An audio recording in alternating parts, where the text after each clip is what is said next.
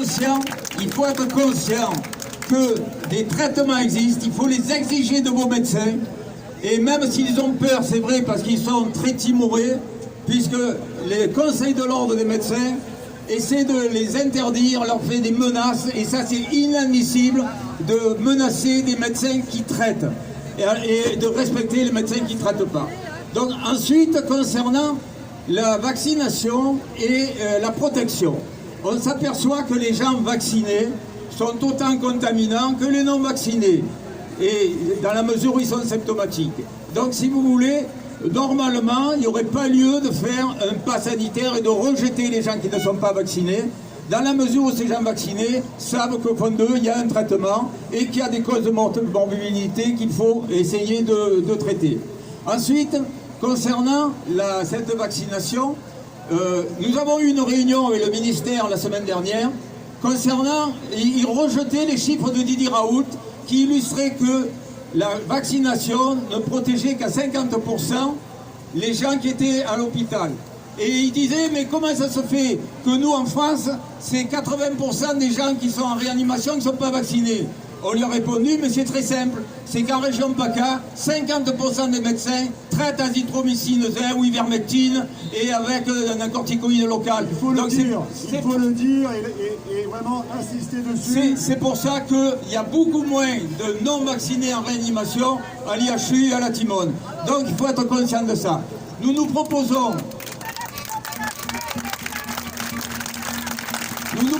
avec le docteur Parrain qui est ici, qui est, lui, ancien praticien hospitalier à l'hôpital de Garches et collaborateur de M. Perron, tous les samedis, d'éventuellement nous amener une information médicale neutre et si possible réaliste et non pas complotiste, comme dès qu'on est en désaccord avec le ministère, nous sommes des complotistes.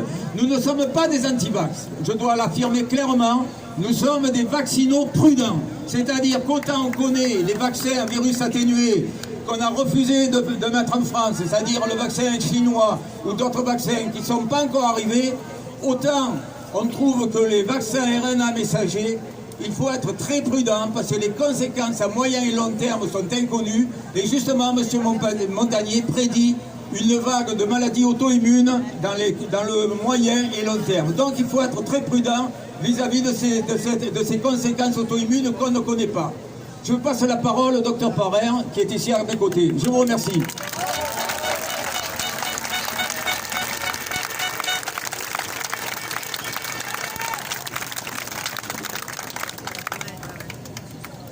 Chers amis de Toulon et des environs, micro rouge, s'il vous plaît.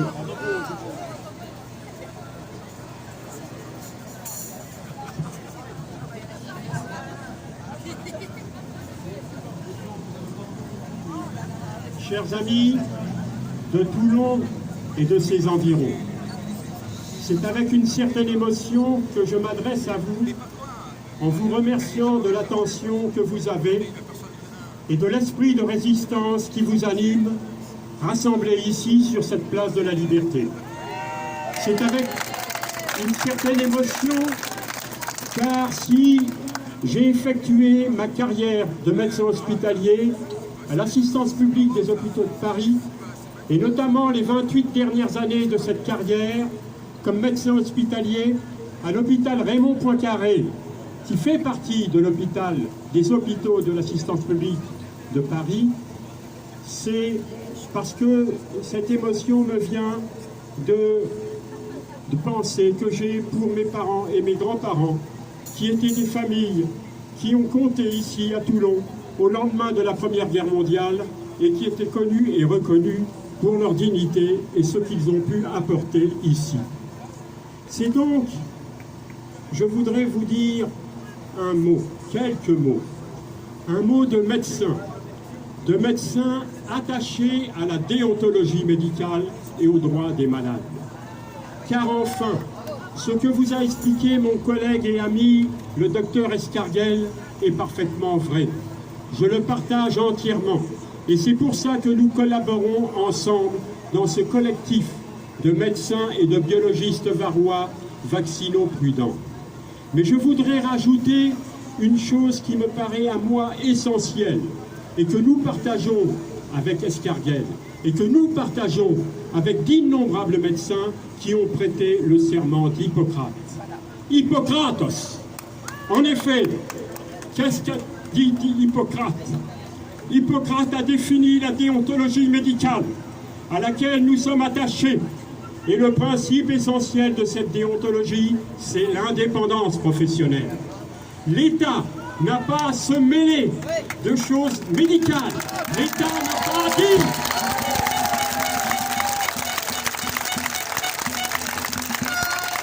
L'État n'a pas à dire ce qui est bien ou ce qui serait moins bien ou ce qui ne serait pas bien pour les malades. C'est aux médecins de le dire.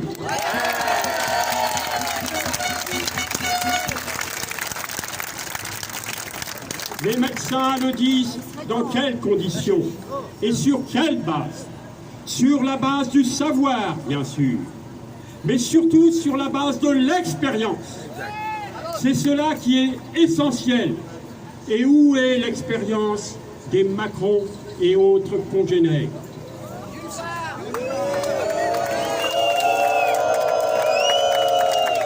Donc, ce que je voudrais préciser, c'est que l'acte médical qui est cassé avec cette politique, qui est cassé avec le pass sanitaire, l'acte médical est un acte singulier entre un médecin et un malade, dans un discours et un échange singulier qui est protégé par le secret médical et qui ne doit en aucun cas être divulgué, car c'est le secret des malades.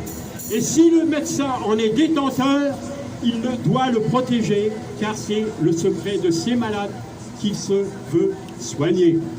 Et cela est attaqué par toutes ces procédures qui n'ont d'ailleurs au plan médical aucun sens, mais qui ont un sens dictatorial pour casser justement la qualité de l'acte médical, la qualité de l'échange entre le patient et le médecin. Il est clair que si un patient vient voir un médecin au jour d'aujourd'hui, il n'a pas à lui réciter ce qui est dicté par les ARS, ce qui est dicté par le ministère, ce qui est dicté par M. Macron et son conseil soi-disant scientifique, qui en fait est un conseil militaire. Le médecin va écouter son patient, va peser à partir de son histoire, de l'histoire personnelle, de l'histoire de ses parents, de ce qu'il peut détecter, de ce qu'il peut comprendre, y compris des choses qui ne sont pas dites, des choses qui peuvent être vues à partir de l'œil du médecin qui, à partir de son expérience, peut donner un avis. Cet avis ne peut pas être « vous devez vous vacciner ». Non, ni d'ailleurs de dire « vous ne devez pas vous vacciner ». Cet avis est un avis médical. Il doit être pesé, il est pondéré, et il doit être fait selon ce que le code de déontologie nous dit, en fonction des données de la connaissance et avec des soins consciencieux. La conscience du médecin est attaquée avec ce pass sanitaire. Mais en attaquant la conscience des médecins, c'est le droit des malades à la santé qui est attaqué. C'est cette qualité qui est ressentie par le patient lorsque, au terme d'un entretien, d'une consultation, il a senti que le médecin l'a écouté, a compris sa douleur, a compris sa souffrance, a compris ses demandes. Et à partir de là, il ajuste ce qui est nécessaire, c'est donc la prescription. La prescription, c'est essentiel. Un médecin réfléchit avant de prescrire. Il s'assoit à son bureau, il sort son stylo, il médite. Et premièrement, deuxièmement, troisièmement. Mais là, ce qu'on vous dit, vous devez aller vous faire vacciner. Ceci n'est pas de la médecine. Et donc, c'est cela que je tiens à vous dire. Je vous remercie de votre attention. Et... Bravo, bravo,